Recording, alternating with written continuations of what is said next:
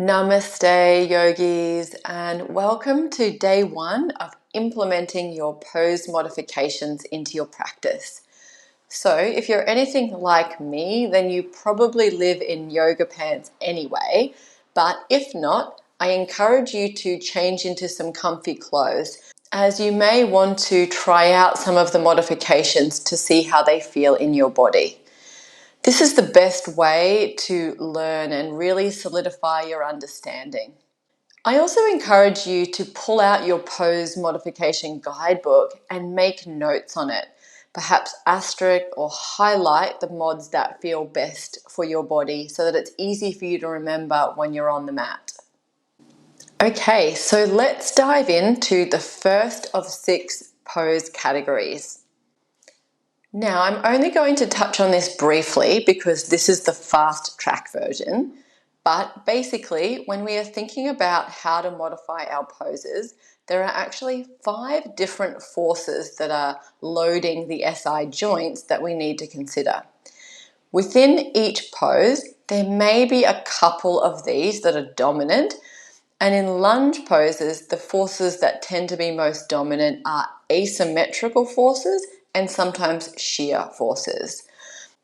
In order to understand how asymmetrical and shear forces affect the SI joints in lunges, I need to first give you an overview of the basic anatomy and mechanics of the SI joint. Okay, so the SI joint is the articulation between the pelvic bones and the sacrum, as shown in this image here.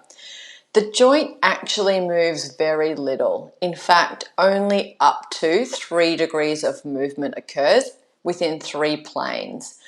But there's one plane of movement we're interested in, as it is the one that has the greatest effect on the load that is absorbed by the joint, and that is nutation and counternutation. The simplest way to think about this is that the SIJ, just like the spine, can flex and extend, except that in the SIJ we call it nutation and counternutation. The movement is in reference to the broader top section of the sacrum called the sacral promontory. So sacral nutation is where the top of the sacrum tips forwards, and counternutation is where the top of the sacrum tips backwards, like is shown here. What makes it a little bit confusing sometimes is that nutation can also be when the pelvic bone moves backwards against the sacrum, as this still creates a relative forward motion of the top of the sacrum.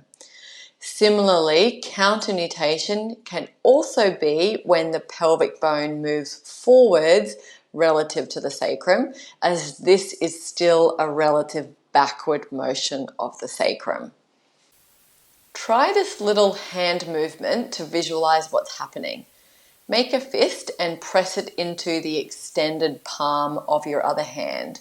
Your fist is your sacrum and your extended palm is your pelvis, your pelvic bone. As you nod your fist forward, feel how it moves in relation to the palm it articulates with.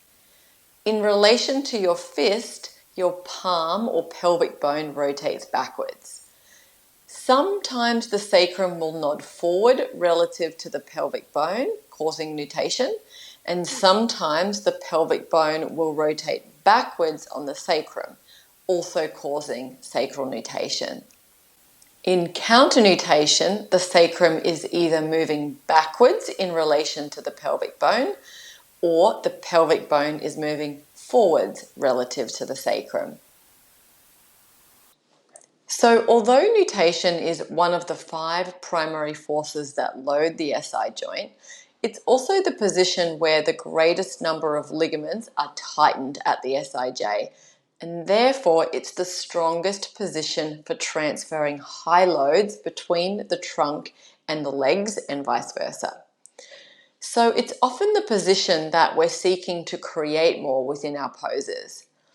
This doesn't mean that when your sacrum is in nutation that you're not likely to experience symptoms, because in the case of SIJ dysfunction, there is usually heightened sensitivity in the ligaments and joint tissues, and any of the other 4 primary forces can also be at play. So I mentioned in lunges, the main force to contend with is asymmetrical force, where the hips are moving in opposite directions, creating nutation in one side SIJ and counternutation in the other side.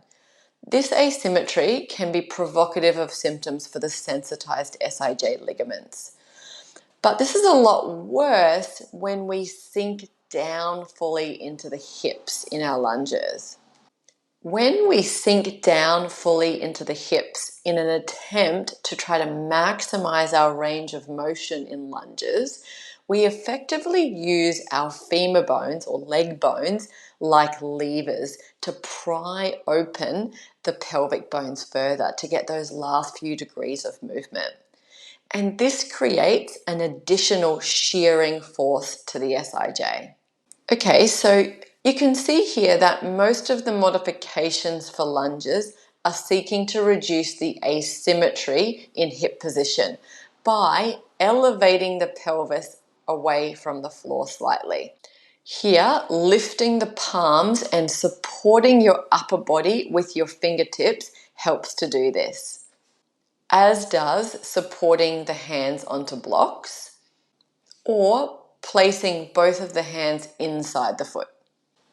In crescent lunge, micro-bending the back leg will reduce the asymmetry in the hip and SIJ position. Deeply bending the back knee should reduce it even further. How far you need to bend the back knee will depend on the sensitivity of your SIJ to asymmetrical load. So again, you just need to feel for yourself, and even if you're not feeling much pain or provocation of symptoms, then be conservative anyway and reduce the asymmetry, because for many it's later on after they've finished their practice and cooled down that the pain and aggravation of symptoms sets in.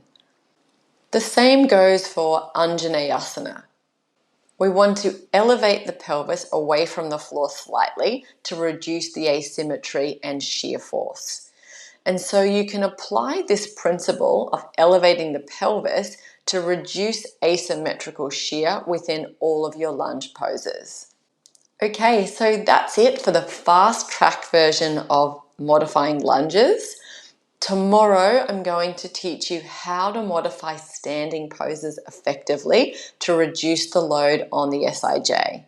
Plus, I'm going to share the one component you mustn't ignore when modifying standing poses.